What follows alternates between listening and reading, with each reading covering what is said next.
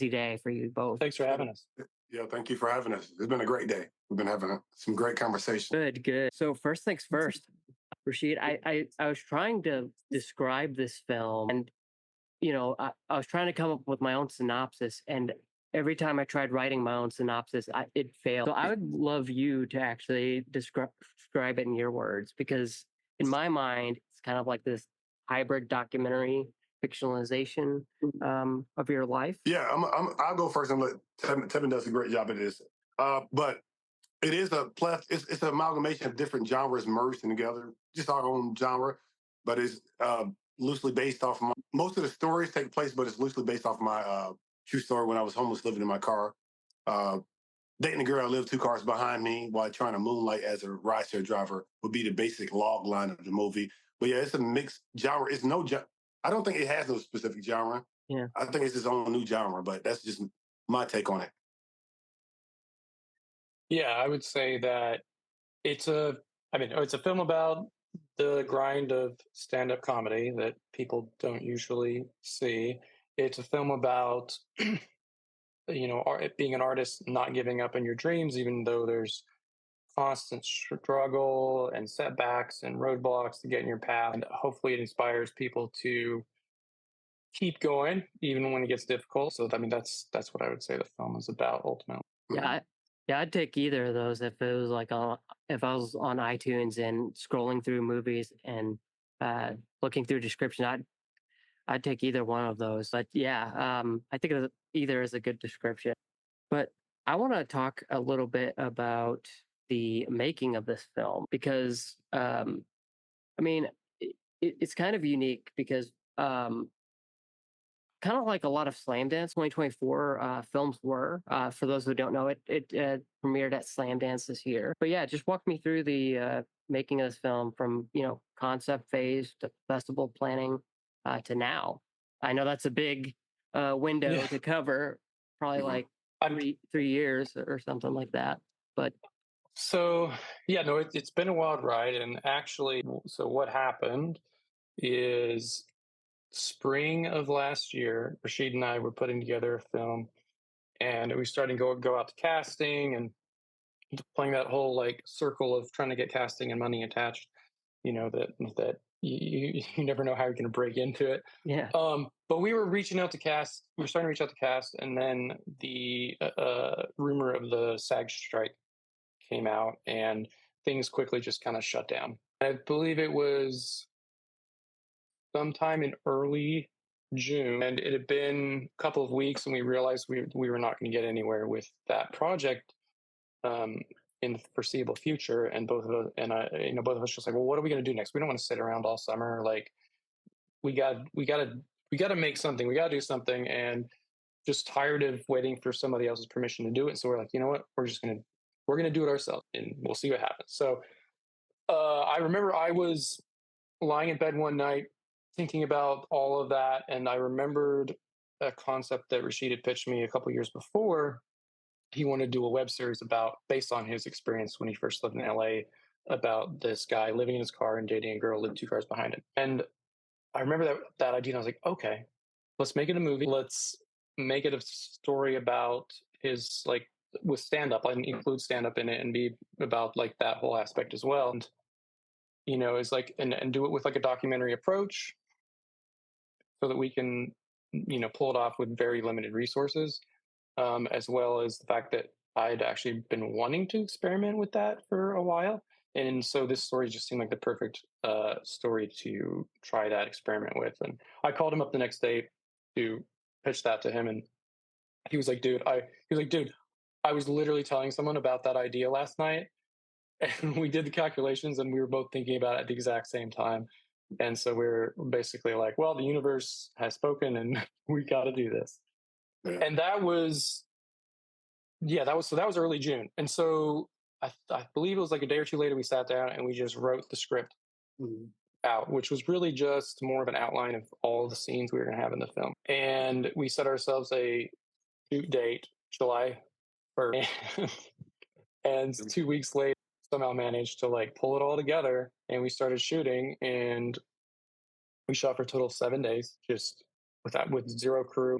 I even actually ended up recording the audio, which is not an Fantastic. experience I would like to do again. But there was also something very freeing about having no crew, because pretty much I could look anywhere on set and I would never run into anything that wasn't supposed to be seen, you know? So it's just Rashid and I and whoever else was the talent. And there was something very freeing about that. And I think that also just lent to the feeling of actually being there with the story and the characters as it's happening, because we also shot every scene as one take, or nearly every scene is one take. And I was like, never going to shoot coverage, going to edit it like it was captured in real time, documentary style. But yeah, so we did that. And also because of the way we shot it, it didn't really take that long in post, because the edit was really just laying it all out, trimming it up, arranging it, and, doing a few creative things in post. And so it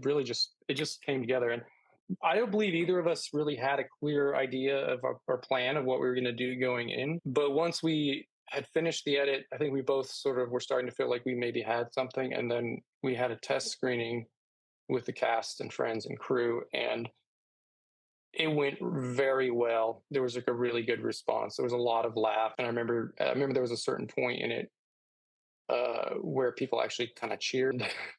So we decided that we should submit to festival. So that was I believe, in like late August, early September, we started submitting to festivals. Wow. And we We only submitted to pretty a couple of much, festivals. yeah, we had no money. So we were like, all right, we're just going to hit the big ones and see what happens and then go from Yeah. there. And then we got a notification from Slam Dance in, like, I believe it was like November, that we got in. Yeah, I mean, and that was a very surreal moment, because it just felt like basically what we were saying in the film actually happened through the process of making it. If so it was very meta. It was very, Yeah, that makes sense. and then from there, after Slam Dance, we started getting invited to other festivals, and then picked up several awards. And just last week, we signed a distribution deal, and on Friday we are premiering at the Lamley in North Hollywood. And so yeah, it's been like a crazy year, Yeah. to say the least. But we're both very excited, and just honestly just can't wait to like roll this into making the next film. Yeah. So you gave me four very nice points to jump off of, because you said you um, finished filming what, July 1st? So we started filming, I believe, July 1st, and finished like on the 7th or 8th. Finished on the 8th. 8th was I our mean, we last may one. we may have actually started on the 2nd. I think we may have been delayed by like one day or something from our So, plan. But so the reason I mentioned that is, I think, and correct me if I'm wrong on any of this. I think the events in the film happen around that same time, about like July 4th weekend. yeah, no, I Oh, mean, the film actually takes place on July 4th. So Okay. uh, we never overtly say that, but there's references to it, Mhm. and we said it then because we wanted to shoot that scene with the fireworks when they're going on their date towards the end. And that actually was a crazy story, getting that scene too, because we shot another scene earlier in the day, and we were planning to go down to like Venice area, where they were going to have a big firework display like over the harbor down there. And Mhm. um, we knew when that was starting. But after we'd shot our first scene earlier in the day, our actress had to go do some family stuff, and so she was like going to meet us there. Traffic was absolutely insane, and so we were headed to meet her at that location, and she was coming from another direction. And as we got closer and closer, we realized there's no way we were Yeah. ever going to get there in time. And so on the fly, like, I was in the car, like looking up a location and like figuring out where she was, and like found a street, like a corner. And I was like, all right, well, so we're just gonna meet there, and we're gonna shoot what we can get.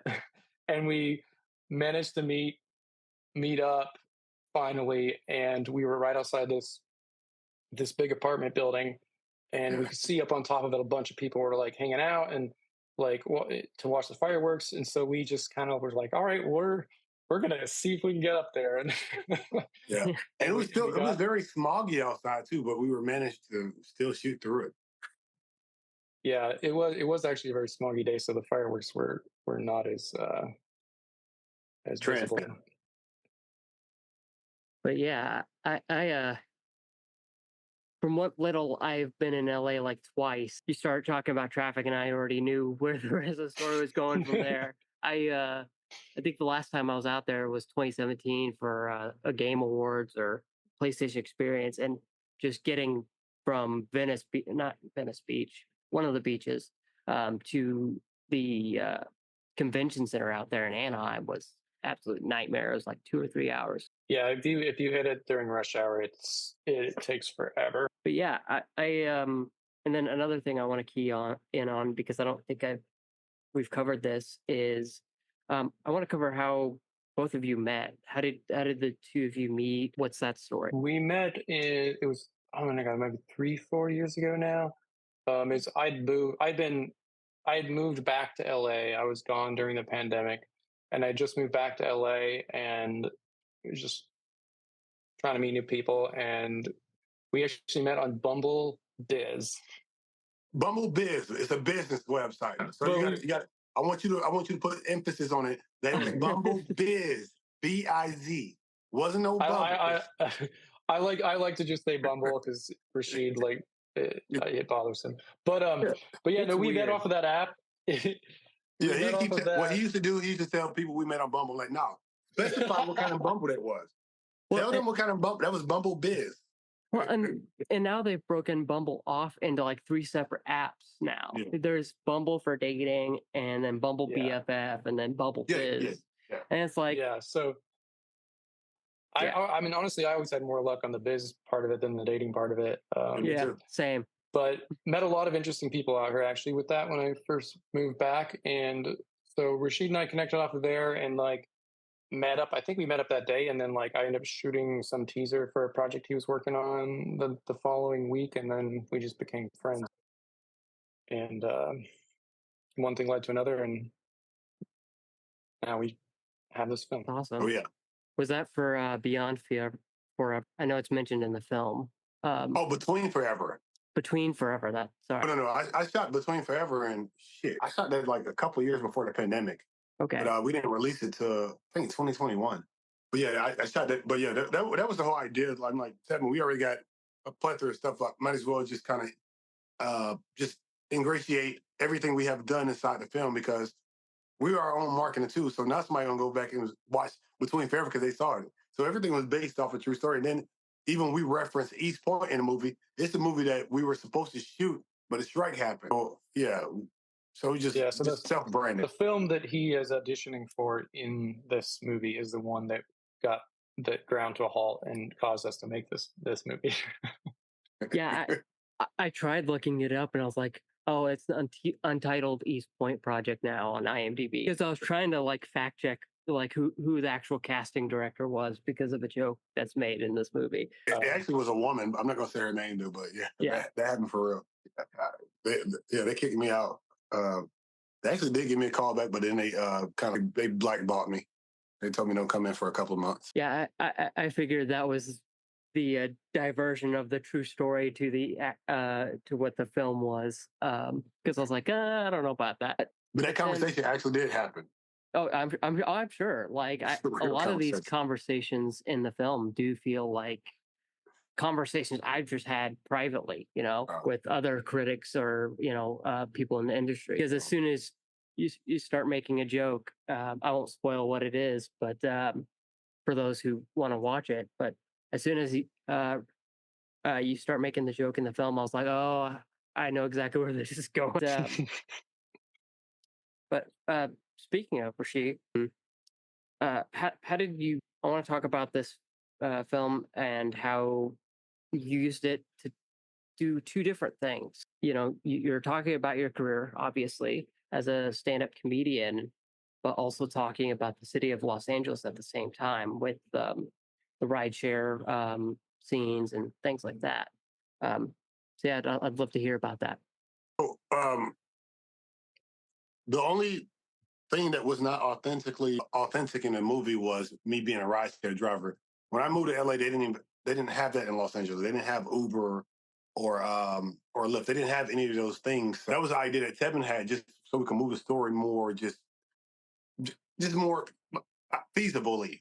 Yeah. Because usually I was on a bus or I was walking when these interactions would happen, and or because I would park my car because I didn't have gas money until it got impounded. But most of these interactions happen on a bus or me walking. But to make it more feasible and make the story drive more, Tevin came up with the idea like we should just make him a rideshare driver. But other than that, all the interactions were definitely real. Like 98% of the interactions in this movie were actual interactions that I had with real people in real life. So yeah, I don't know if that answers your question correctly. No, yeah, it answers a ton of them. In fact, it makes me think about one of the things mentioned in the film about a stand-up gig in a metro train.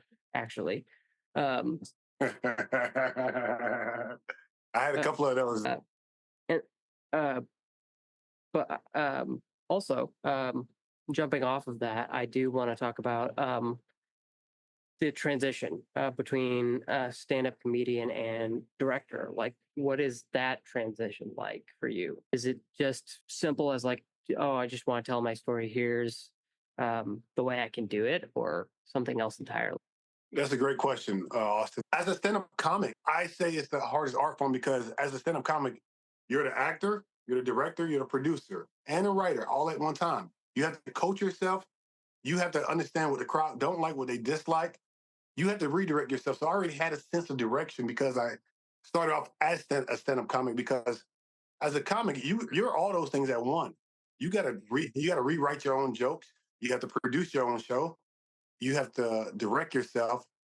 You have to perform. So I already had a sense of direction in that from that perspective, but I've always had a sense of direction in life because I always move with love. So for me, the transition wasn't super hard because when I was on sets, I'm always watching.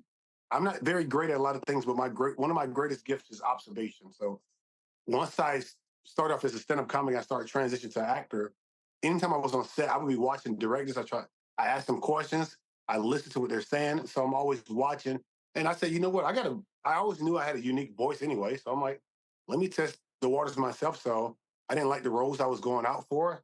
So I was like, fuck it. I'm gonna try to write my own roles in. I'm gonna produce my own thing. I was good at gathering resources. So everything just came because of where I came from physically and mentally. So it's like for me, it wasn't a hard transition because I already knew as a comic I could redirect myself. I could so yeah. So for me, it wasn't hard. Is it an arduous task? Yeah. Is it a fun task? Hell yeah. I love directing. I love producing. I love writing. I love acting. So I love all those things together. So for me, when you say a hard task, I'm like, no, you have to be a little more scrupulous because I'm not the most scrupulous person in real life, but when it comes to film, I am. I go super hard with that. So no, it wasn't that hard. I mean, it's fun. I enjoy the process thoroughly. Yeah, I get that. Yeah, because it's like I found myself when watching the movie kind of relating to it because when you're a founder or whatever, you have to take on all that stuff. You talked Tebin about being your own marketing team and getting distribution and doing all these things, and it's like, yeah, I'm the editor in chief, I'm the graphic designer, I'm the SEO guy. So you're talking my language. Yeah. But yeah, Austin, have you read this book called Rebel Without a Crew? no, but I'll add it to my list. I'll see if I can get it at the library. Definitely read that book. It's by Robert Rodriguez. It's a story but that's who Tevin was on set. He was our gaffer, our sound guy, co-director, and swing guy too. This is gripping. So he had a plethora of jobs to do on set. So and Robert Rodriguez, the movie he made, I think it's called El Mariachi. But they got this picture of him. He got a boom mic hooked to his back. He got the camera right here. He got one of the lights in his other hand.